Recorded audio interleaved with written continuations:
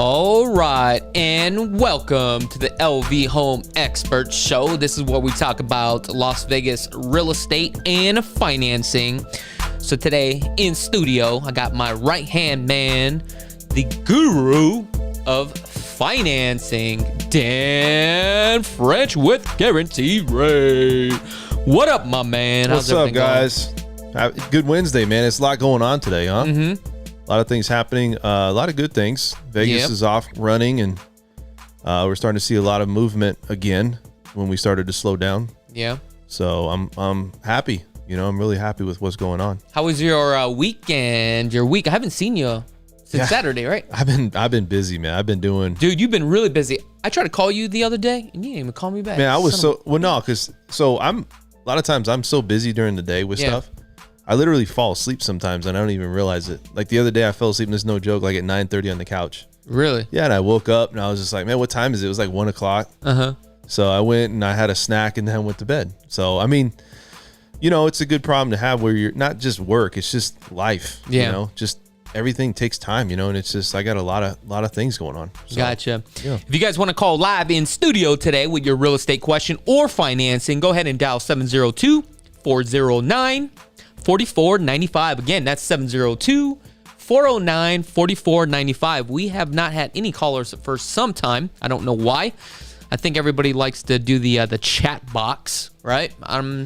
What is it, man? I think two people that they just want to hear the content, and if you're real serious, like you're making check this out. We got a caller. We got a caller. Hold on. What's up? What's going on, man? Welcome to the show. Who am I speaking to and where are you from? Hey guys, how you doing? It's Jeff in Utah. Jeff, what's going on, man? How's everything going? Good. Listen. Yeah. I emailed you earlier this week. Okay. I asked you a question, and maybe your finance guy can comment. Oh, that's a good one. What's your financing question? Let's put him on the spot. Is your finance guys looking into whether a community allows or doesn't allow Airbnb short-term rentals, and what effect that has on the community? So we look at the tax returns and see if we can use the rental income on what you're showing. So that's where we look to use if you're trying to use it for income. The HOA or maybe the facility itself will either allow for you to do that or not. I know there's certain locations here in Vegas, I'm not sure there, that will allow for Airbnb. So I guess to answer your question is will they allow for that to happen? Then that would be determined by that facility or that HOA company in that area. It really has nothing to do with the financing. The first thing you need to do is, number one, does the county allow you to do the Airbnb? Right. Also, one of the problems and the challenges that you're going to have in this county, the guideline changes all the time. I know Henderson, you can do the Airbnb, but take a look at the guidelines because I'm telling you, it changes. Now, the city of Henderson, there are certain areas in Las Vegas that has been grandfathered in, right? But one of the challenges you're going to run into is the master plan communities or the HOA. You got to look at the rules and the bylaws to see if you could do it. 9 times out of 10, it's probably a no. Now, when it comes to financing, I think he's asking you from a financing standpoint, can you use this as far as income-wise for your next loan? You can use it, but you just have to show the income. Mm-hmm. You know, like you got to show, like it's usually goes on your Schedule E or however you're reporting it, but you can use it. But a lot of times what happens is people, you know, they see big swings, and the reason why that underwriting likes if you have a lease set up, because it's a monthly income that's you can be consistent with, where if it's that, it's kind of sporadic, but you can still use it. Yeah. Hey, chakits? Yes. So you just said 9 times out of 10 that the communities are having bylaws forbidding it? Yeah. So if you look at the bylaws, a lot of times they won't allow you to do Airbnb. And the reason why typically on these master plan communities, you got to really look really well because they just don't want people coming in and out of these type of communities. Now, there's even some communities where they only want a 10% rental occupancy. So even though that you're not doing Airbnb, let's just say if you're going to rent out the property, you got to make sure you even read the bylaws, because a lot of people will get into a community and find out that neighborhood doesn't even allow rentals, or it could be at a 10% capacity. And next thing you know, you realize you can't even rent out your property because it already supersedes that 10%. Now you got to go on this waiting list. So that's something that you have to take a look at. But now let me ask you this, Jeff. Why are you considering Airbnb versus just renting out a home?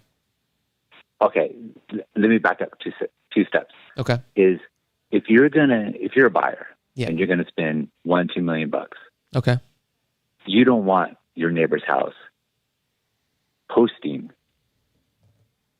50 prom high school kids. Correct. For a party for one night. Mm-hmm. Now, I recall on a video recently, you said something about renting a house for $10,000 a week. Yeah. A night. Correct. Something like that. And that's what's spurring my question is if you pay $2 million for a house, is someone going to be able to come in at $10,000 a night and throw a party next door? Now, in the video that you watch, it's a different case. And if you take a look at that building, right, the Palms place, it's called a co-op, right? So you are cooperating with all the people in the unit, right? The agreement is this: we have a full property management. What you're really buying is a piece of paper, okay? Saying that I own the space, I own all the furniture, but you are having a third-party company with the Palms to manage it and also turn the bed. So it's like a hotel, basically, and that's what you're really buying, is a piece of paper. Now, you could go into a different like high-rise like the Martin and do that.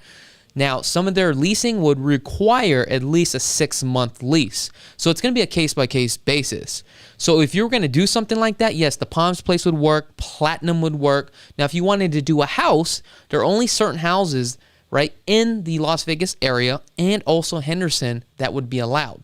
Now, if you were going to buy like a Blue Heron home at $5 million, you couldn't go into a master plan community and rent that out because everybody would frown upon that for sure.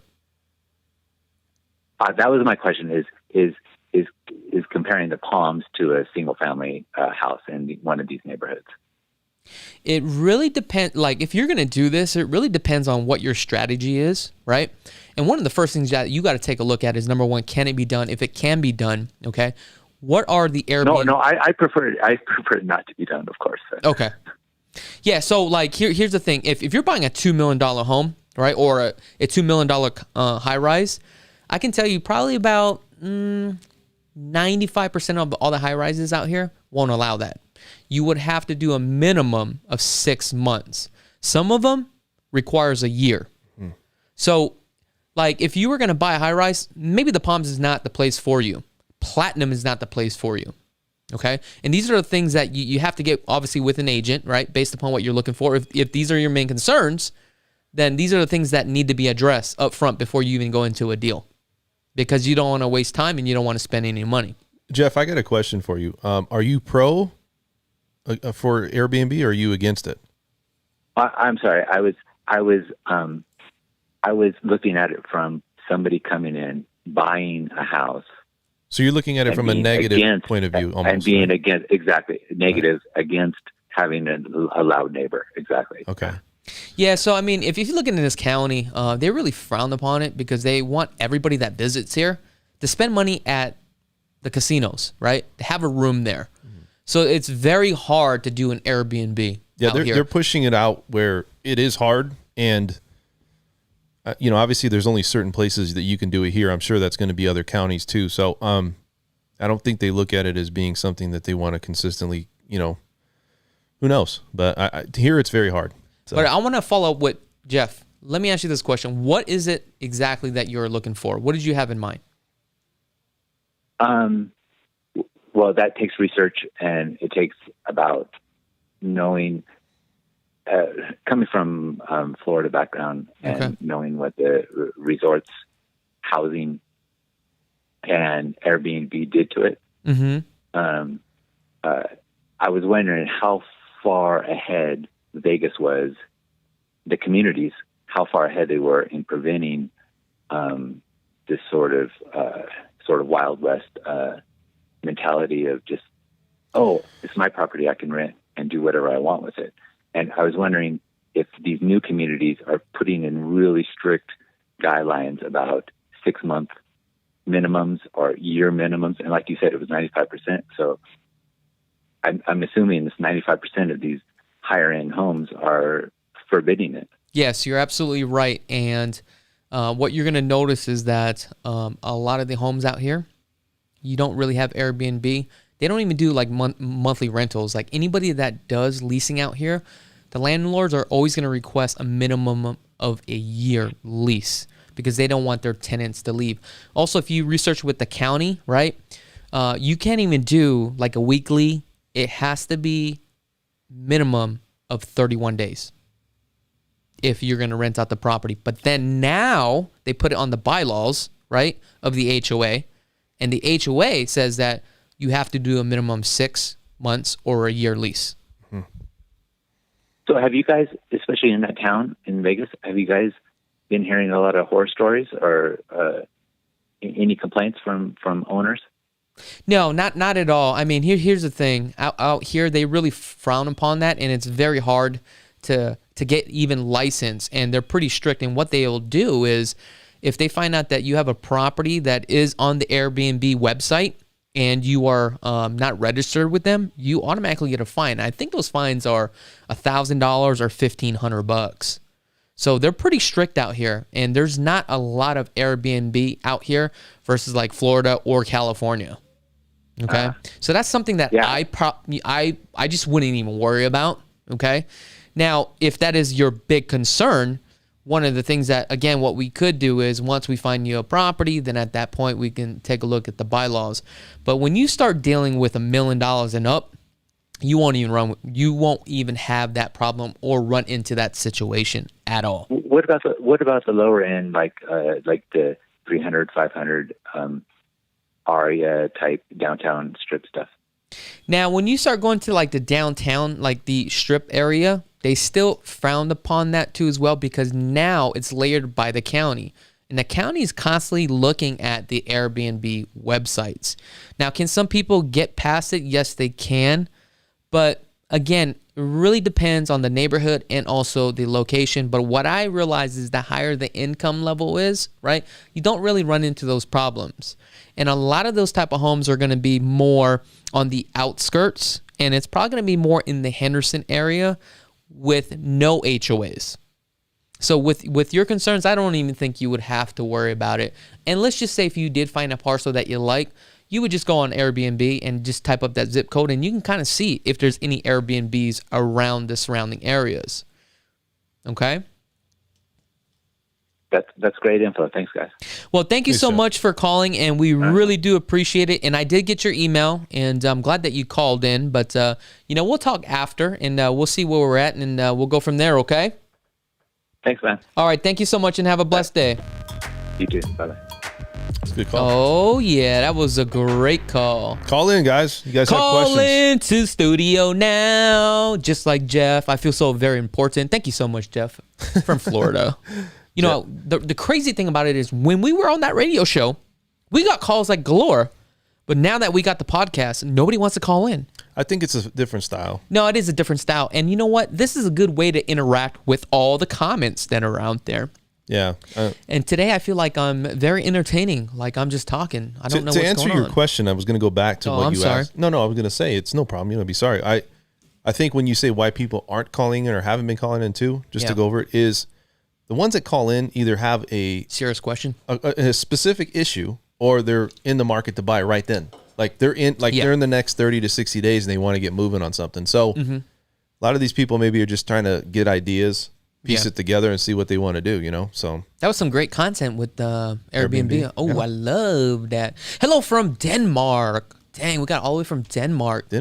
Lucky win. What's up? What time is it over in Denmark right now? Probably like 9 o'clock in the morning. Hello, Dan. Hello, Chuggies. Cece's back. CC, got to give a quick shout out to CC. Shout out to CC. See, that beat was for CC right there. Yeah, I love that beat right there. Waiting to scoop up. Well, okay. It says homes for my parents when the Las Vegas housing bubble burst. Here's the thing. And that's what today's topic is about. Are we missing the boat? Matter of fact, I was out shooting a video with one of my mentors, right? And we were talking about this today as far as, am I missing the boat? And he said, Chakits, you know what? You're in a good position. Do not feel like you are being rushed. It is like shooting crab out of a barrel. Take your time. You got a sniper rifle, right? And that's all you have to do. Don't get emotionally involved and just jump right in. But again, it really depends on case-by-case basis. And we were talking about this as far as, okay, let's just say I had $1 million, right? Do I take that money and start buying 4 homes at $250, the pocket $1,200, $1,500, and that's only $6,000? Or take that $1 million and leverage that out, buy a 30-unit apartment building, and make $360,000 a year? You see what I'm saying? I see what you're saying. Damn. That's how you do it. I know. I got to stop drinking this Red Bull, man. This shit getting me hype. No, it's all good, man. Cash buyers out there, what do you think? You think it's a good opportunity if you got the cash? You know what? It depends on your strategy. I wouldn't go in all cash just in case if the market does tank, right? Instead of having 100%, only have 20%. You know what I'm saying? I see what you're saying. You have the extra 80%, but there's no right or wrong answer. You see what I'm saying? It's all case-by-case basis, and it all comes down to financial education and playing the numbers and figure out what your strategies are. Okay? Yeah, 100%. What are questions we got up here, man? Questions. I don't know if there's questions. Let me see. Let's see here. You can read some for me. Okay. What is this? Hosts now are giving me free room. Hosts are giving me free rooms along as one. Okay. As long as I want. So we need to, no need to lease an Airbnb Vegas. So basically what she's saying is I think it's Las Vegas hosts. You know what? That makes a good point. So if they are doing that, why would you go to Airbnb? It seems like Airbnb is kind of expensive though, isn't it? I mean, I think it's too like the amenities and who's coming and what's the event. I don't know. I think that there's a place for everything. If you're going by yourself though, I wouldn't stay at an Airbnb. I'd probably hit up a room, or even just your family. But if you got a few people going, coming to Vegas and you all want a room to stay and it's cheap, maybe it's a better route. Maybe they want a pool, but I mean, you get a pool with the casino too. Yeah. So it's like, I don't know if I came here, I don't want to stay at Airbnb. I wouldn't stay either, but I'm just saying, you want the experience. Like you come here, you got to stay at a casino, right? Maybe some people don't want to deal with getting into the casino and leaving and getting in, you know what I mean? Like the whole process. They want to, maybe they rent a car and they want to just be on the outskirts. So they have, I don't know, maybe a store or something at their fingertips. I don't know. Yeah. More of a local place, Do you think we're missing the boat by not buying properties? I don't think there's a time, a right or wrong time to buy a property at this point, because, I don't think anybody would really understand that we don't have, like, we talk about this all the time, that there's nothing showing that there's going to be a collapse. Yeah. So I don't know if you can say, well, there's going to be a good time in the next, year, because in a year property values are going to go down. Like right now I was looking at something and we're less than 1% on foreclosures. We're not even close to 1%. That's what I'm saying. It's 0.03 or something. I don't know. So where's the data and where's this? I mean, could we see it happen? Sure. But I don't know if there's really a right time or wrong time. I think you have to look at each property individually and say, what is my purpose of buying it? If you're buying a primary residence, I don't think there's really a right time or wrong time. Buy now because you need it. You're going to be paying rent anyways. But if you're buying like a vacation home, investment property, a 1 to 4 unit building, or a residential building, even a commercial building, I mean, you have to look and see, what is my returns? Does it make sense? And I think that's a per case basis on what property you're actually getting into and where you're buying too. Yeah. Just recently, the paper came out that the median price point, we talked about this last week, $345,000. They just released this actually today. Let me just pull this thing up here real quick here. So that way, proof's in the data, you know what I'm saying, from the Review Journal. I don't know if this is fake news or not, but, like everybody likes to say fake news, but, I'm just going to give it to you how it is. Well, Dacky brought something up too. When you're done with this, I want to bring that question up. You know what? Let's get the questions a little bit last. Let's get into the main topics here. I actually went off format, so I threw you off by looking at the questions. Yeah. So I do apologize about that, Dan. Okay? I'm not a good host. Obviously, technically, Dan is the host here. No, I'm just the guy that's really running all this stuff. I'm not the host. But if you... You the host. If I say you the host, you the host. No. Dude, you got that good radio voice, man. Stop playing. I'm just here to be a part of the family, man. This is a family now, so I want to be served some food and just be happy. And he said, just get me paid, man. Hey, there goes that train. Let me jump on that train. I just want to meet and shake hands and kiss babies and. You ain't kissing no babies. You like Uncle Good Touch. All right, getting too creepy now. All right, let's go back here. So look, the Las Vegas housing market ended in 2020 with surge of sales. Look at this, Eli Siegel. We got to bring this guy on. And he's good, man. No, he's really good. You know what I love about Eli? He really digs into the market, dude. I wonder if he ever bought a house. Because remember like 5 years ago, he was like, yo, I ain't buying right now. I'm going to wait till the market crash. And look where we are at now. Yeah, you know what I'm saying? Yeah. He's all smart and he's doing anything. And now he's like, yeah, I bought 4 houses. I'm like, man, we knew you 5 years ago. You didn't buy 1 house from us. Now, get the hell out of this show. Anyway, take a look at this, okay? Yeah. Home pricing is up, dude. Look at this. Remember I talked about this, about 9% since year to date from last year. But I think in this article, if you read it, I think it went all the way up to 10% or something like that. But anyway, we're roughly about 9.5, so I'm just gonna say 10%. Isn't that crazy? No, it is, man. Unbelievable. It is unbelievable. Remember that back in the day when they had foreclosures and short sales, that we were like at what? It was like upwards to like 20 or 30%, right? Dude, we had I think 20,000 homes on the market. That's unbelievable. Now, if somebody asked me, is now a good time to buy for that? Of course, because the values are so low. But we'd have to see something happen like that. It's just amazing how the interest rate really dictates the market. It plays such a big part where it's really driving buyers to really buy homes, dude. Yeah, I mean the supply and demand. We're down inventory, but still people are really pressuring the situation to buy anything that they can at this point. I mean, take a look at this. This is unbelievable. Okay, so this is the MLS feed, which is the multiple listing service that's connected to the GLVAR, Greater Las Vegas Association of Realtors. This is where we pull all our data, all the realtors out there, okay? Look at this. For single-family residents, everything that's currently active right now, there's only 3,300 homes. That is not that much, about 3,300 homes. Wow. Or 3,400 homes, okay? Yeah. So now let's just take a look at some of this data here. So let's go to, let me clear this out. I'm going to refresh this. And we're going to do sold in the last 30 days. Okay. 3,700 homes closed in the last 30 days. Okay. And we're going to pull some data here real quick. So what we're going to do is we're going to click all. Okay. For single family residents only. We're going to come down here. We're going to go ahead and click that status. If we take a look right now, the last 30 days, and this is for 30 days, 17 days on the market, $178 a square foot, $320. $320,000. But now if we did from year to date, it was actually $345,000. But this is 30 days, so remember the month of December is a little bit slow, okay? But isn't that crazy how like all these homes are selling? And look at this. Homes are selling in the past 30 days. Look at all these $1 million listings. All sold within the last 30 days. Over 100 of them.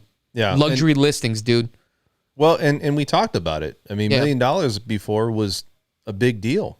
You might have saw one, few of those. Dude, we were doing deals at $60,000. No, I know. I mean, just saying. You're absolutely right. Isn't that crazy? I know. $60,000. And I was stressing getting a deal done. And it's like now it's not even a problem for $1 million. And $1 million homes now is really, I hate to say it, but it's almost an abundance because all the new home tracks, a lot of them are building 800 million, million two, right? I mean, their price points as those are going up. If you got people buying at 5, 6, 7, 800,000, they're going to keep driving that price up and, trying to get how many builders out there that sell. I mean, there's a lot, right? Between 8 million or 800,000 to say, let's say 1.5. Is there a lot of builders out there? No, it's such a small niche. Okay. I'm going to say the barometer right now is around, about 800,000 and below, but kind of like that sweet spot is that 600 range. That's the new sweet spot. That's the new sweet spot. Is that where builders are really trying to focus their attention? Yeah, because they're making more money and they realize all the buyers that are coming out of state, right? That's where the price point is. That's where they can focus on. So they're making a lot more money on there. Wow. And what I realize now is I'm not going to, put down this builder, but I could not believe this, okay? Today, I just went under contract, and I realized that they ain't really paying anything to realtors anymore, dude. The builders? The builders. That's crazy. Yeah, because you know why? It's supply and demand, and they know that buyers are out here, dude. Yeah. We don't need your realtors anymore. Yeah. And No, that's it's crazy. true. No, it's true. And I think when you look at it, it's with what people are doing now. I mean, again, builders are always going to look to any business. They're going to look to save costs. And I'm not saying that they're taking a lot of money away from that, but here's the difference. If you have a way to channel people to meet with you or follow you or do something, builders have that because they're builders and they got deep pockets. They do a lot of marketing. They have predominant names out there.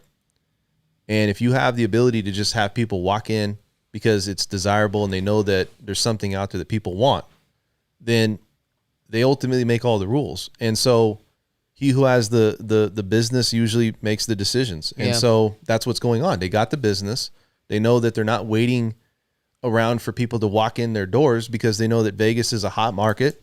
We're up every single month this last year. So they don't have to pay incentives. They don't have to pay realtors well. They don't have to give the extras that they had to give in the past because there's going to be consumers out there that are going to just take care of the situation by walking in.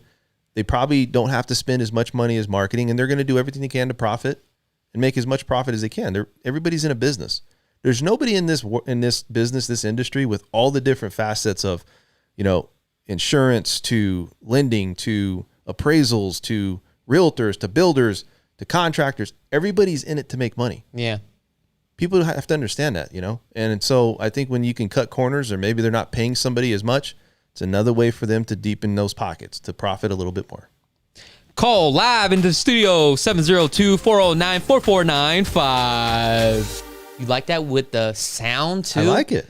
See, you got to do all this. See, you're the host. I just control everything right here. I'm not the host, man. Dude, I'm not the host, man. You my host. Quit putting me on the spot, man. making you blood. Yeah, man. I'm like, wait a second here. Wait a second. That's right. I'm going to time this thing out again. Call 702-409-4495. Damn, that was good. It. I'm going to use that beat now just for that right there. That's perfect. See, that's your talent, man. You got a talent in real estate, but you also have a talent outside of that with the whole production side of videos. And, I think you got a good style. You think so? I do, man. I do.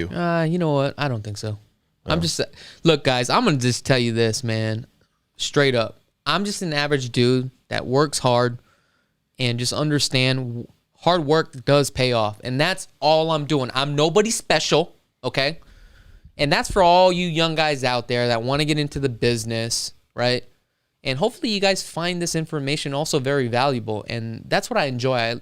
I enjoy educating people and really helping people through the process. That's really what I really, really enjoy.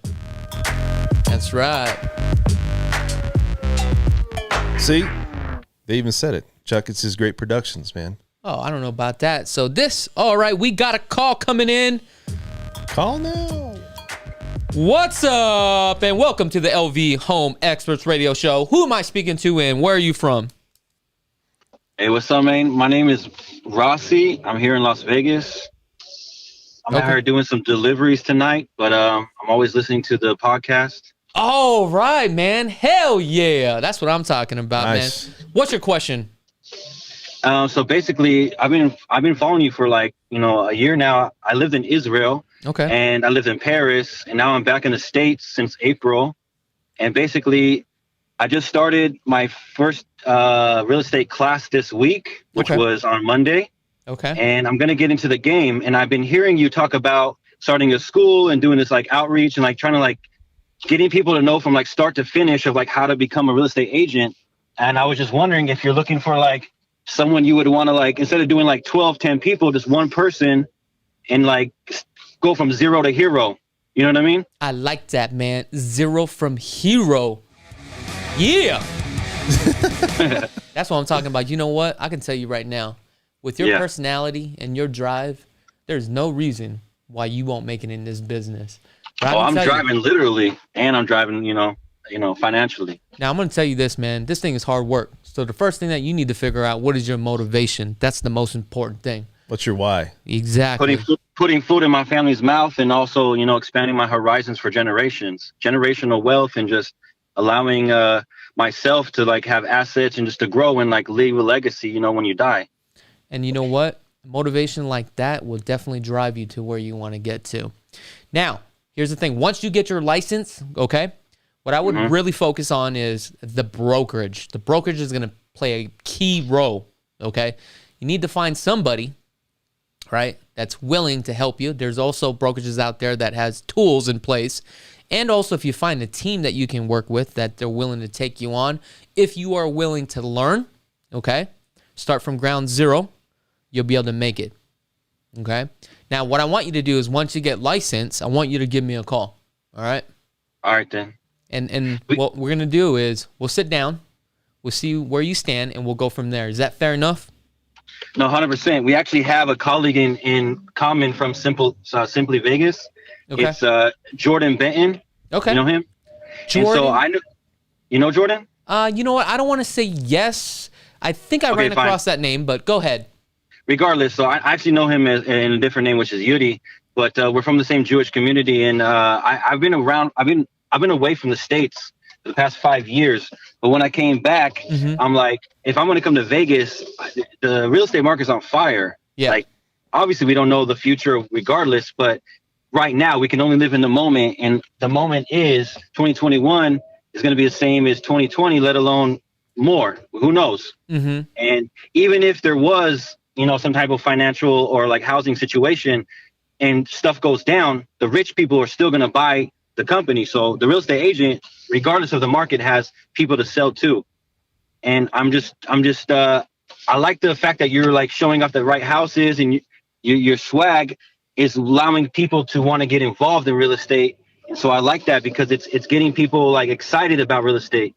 And that's what really it's about. It's like you said, the energy. Yeah. So I want to be with the right people. And and so in general, like you said, I'm just starting the licensing right now. But like I said, zero to hero is the process of once I get my license, connecting with the right people and being successful with it. And you know what? You can definitely do it, man. I could just tell by your voice. That's why I said once you are done with your real estate classes and you get fully licensed, give me a call. Thank you so much for calling in, Rossi. You are the man. Call me, my man.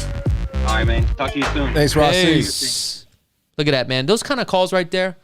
You're inspiring people. Hell yeah. No, that inspires me. That's what I'm trying to tell you. And that's what you need. Remember the mentor thing? Yeah. We talked about that. You need somebody to look up to that says, you know what, all these things, I can do it because that person's doing it right there.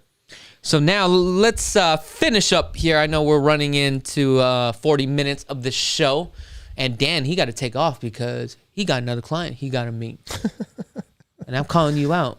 You're calling me I'm calling you out. Man, you putting me on the spot Putting today. you on the spot. So what we're going to do today is we're going to read some of these comments, okay? Let's go through some of these comments. Oh, nope. See, I messed up. We got to talk about the most important thing. Financing. What about the real estate side? We got that too, right? Dude, we're always talking about real estate side. Look at this. Look at this production. I'm already messing up right here. I'm too excited. Well, I mean, you look at, there's not a lot of data coming out right now. We do have some things where we can look at where rates are still hovering. I think it was 2.86 is what we had last week. That was the final, average rate that you can get. Oh my gosh, it's pretty good, right? Pretty good. What the hell are you complaining about? It's great. I mean, I love That's what it. I want to hear. Great. So let's hear it again. It's great. Yeah. When you look at the refis, we dipped a little bit last week. So did we do with the purchases, and it's normal because of what went on with the holidays. So yeah. When you look at what we're looking towards this year is going to be a good year. We had a banner year last year. I told you that to everybody out there, that rates and housing market here in Vegas, because that's what we really encompass is just Vegas and, as a whole. Yeah. But overall, I mean, you look at the whole housing market, it's doing well in many states. And so we continue to see that. Also, you look at some things, though, that's coming out. We talked a lot about what happens if the Democratic Party takes control of of the house, right? Yeah. Why is that going to be important? Well, it could be important in a couple of reasons. This could either stimulate the economy, or not stimulate, but make the economy could thrive because of that. Yeah. Or it could not. And the signs say that potentially if a Democratic Party takes control, then they potentially will have, well, our market won't be as good. And so Why? that's what they're determining. They're thinking that investors are going to pull their money out of things and put it into the bond market, more of a safe haven or places to plant the money just to see where things are at. I think that the reason why is because they think Republicans are capitalists, right? Mm-hmm. And people are like, okay, if the Republicans win, we have more jobs, we can capitalize. But then if the Democrats win, they're two reserves, but they're going to spend more money. But however, the problem is that if you put more money into the system, that really floods the market, which is, I think, would also be a good thing. Which though, we were right? talking about, talking about hyperinflation and just dollars in circulation. But what this could do is it could actually get rates even better. And the reason why is because that's what I was trying to get to. Yes, and that could be a direction for people out there that if you're really in the market and you see that rates are good and that's what's driving people to say, I need to get mine now. Yeah. It might even really make that even more heightened as far as people now need to go out and try to get their house because now they're seeing that rates are low. Now they're even lower potentially. Yeah. And so that's what is really something for us to pay attention to because this whole thing that just happened today could have a huge impact on what rates do. Now, the ADP report that came out was worse than expected. A lot of it's because of the coronavirus and some of the things that's going on. We know this is somewhat of a second wave, if you want to call it. I know we've shut down some of the restaurants to lower capacity and things here. So a lot of these things is really going to impact how this economy goes and how the GDP goes. And we talked about the whole thing with the stimulus check. A lot of this stuff that's going on, the vaccine, all of these things we need to pay attention to. Now, one of the things that we do look at, though, is year over year. December was a really good month for housing, and everybody's struggling, or the people that usually struggle, not people, I would say states, markets that usually struggle. Las Vegas did great. Year over year, we're at 27% higher than we were last year as far as purchases. Mm-hmm. Huge increase. Now, inventory, that's lower. And we're seeing this pattern almost every single month of last year, potentially see the same pattern. So inventory is going lower, but the price per square foot is going higher, which means the cost is going higher for the home. Yes, but you have to look too that 2019, we didn't have this banner year. 2020, we did. So when you're comparing it to that year, it had a bigger difference because now you're seeing more buyers with less inventory on a consistent basis over all of 2020. Despite the coronavirus. That's crazy, man. Yeah, and now if you're looking at it from comparing 20 to 21, 2020 to 2021, it might not be as big a difference because now it's almost like it's a normal thing now. And I think a lot of people have that mindset because just because it's a new year, right, it doesn't mean everything starts all over. No. It just rolls over and it just keeps continuing. So you can't compare really 2020 versus 2021. You see what I'm saying? Refinances right now, they're applications and refinances, they were down, but it's expected. They are saying that this year is going to be a great year for refinances. Well, it's going to be down just due to the fact that December was just around. People are out shopping and stuff, but I'm sure that's probably going to pick up this month, right? Yep, and it's going to start to pick up. Usually it's about mid to late January like it normally happens. So what do I see the same old. Now, the thing I want to say, though, is that everybody should be paying attention to what happens moving forward with this whole election thing because this will determine how the economy is going to obviously thrive and how investors are going to invest their money. And we're talking about big investors, hedge fund investors, big, when we're selling treasuries and things like that. The Fed right now is still buying $120 billion of just treasuries and bonds and everything to keep this economy somewhat floating. The reason these rates are so low is because we have an influx of, it's because the Fed and the government is buying all these, these bonds and these treasuries, and they're selling them to sometimes governments, big investors. And so all of these things that's happening, it's somewhat of an artificial market. Well, it's not some sort of. It is. But you have to look at that.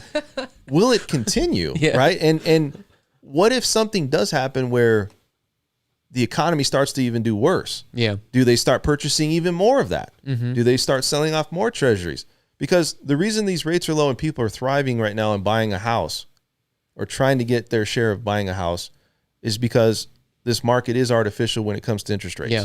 No, you're absolutely right. Anything else with financing? That's it. All right, let's get on to the next segment. Let's go ahead and read some of these comments here. All right. Let me know if you have a good one, Dan. There's a lot of comments, huh? Oh, I'm moving so fast now. Oops, my bad. Okay, we'll start off from right here. What do we got going on? All right, so let me see here. Is that just Vegas? Let me see. Sounds like there's a different question here. Let me see. Good information, and this is within the format we can focus on things too. Let me see. Toll Brothers are on point, but the Utah homes are even better than Las Vegas offerings. That's one of the comments there. Okay. Keep going a little bit lower. Okay. Let me see. Dan, what do you think about the 10-year bond going up and that affecting interest rates going up? Well, the 10-year bond doesn't affect it, right? no, because it's a short-term bond. Yeah. See, when the Fed's Elaborate on that. Well, when the Fed's fund rate is increased or decreased, it actually it affects short-term bonds like student loans, car loans, credit card debt, credit cards themselves. When you talk about a mortgage, that's a long-term bond, so it has no impact. What impacts a mortgage rate? So long-term bond was the 30-year bond you're saying? Yeah. So what impacts a mortgage rate is it's your job employment, geopolitical news, inflation news, anything that's negative or positive outside. Usually negative is going to impact rates. Obviously, with this whole thing with the election, it's not positive if our economy starts doing worse. Investors start taking their money, putting it into more of a safe haven. What does that do? It actually reduces our interest rates because now the yield on those rates are lower. And so that's what typically what happens is those types of the data and the news that comes out for that is usually what has impact on interest rates. So that's more of, when you look at what the Fed's fund does, I think that what that does is it frees up some money for people to go spend, because now if you're paying less on that credit card, you're paying less for a car loan. Yeah. You have a little bit more to spend on a monthly basis. Yeah. So I think that's the bigger impact. How long does it take to become a real estate agent? It only takes a couple weeks, depending on how good you are at testing. Did you actually take the TV? They want to know. Remember we did that episode? Did you take the TV? They want to know. Oh, yeah, I took the TV. You'd be crazy not to take a TV. Plus, that's disrespectful, man. You can't. Somebody's trying to give you something nice, and you're just like, I'm just gonna leave it at the office. Okay, jumbo loan 2.86% for a jumbo. Is that true? I don't know. For a jumbo, looks like they're talking about a jumbo loan. You could. I mean, if you have like a 2.8% on a jumbo. Let me explain. Sometimes you have a 3.1 or 5.1, or it's adjustable rate. Okay. Let's talk about that for a second. Go ahead. You have a index and a margin that you have, but going into that, in some cases, if you're qualified enough and the pricing's there, you got to realize that you got to have the market for that too, though. Okay. So, and in some cases too, there's certain banks and their investors that if you got like over $1 million in your bank, they may want to try to keep your money there, because if you take that money out and it goes to another, let's say you go to bank, Mr. Cooper or somebody else that takes your mortgage.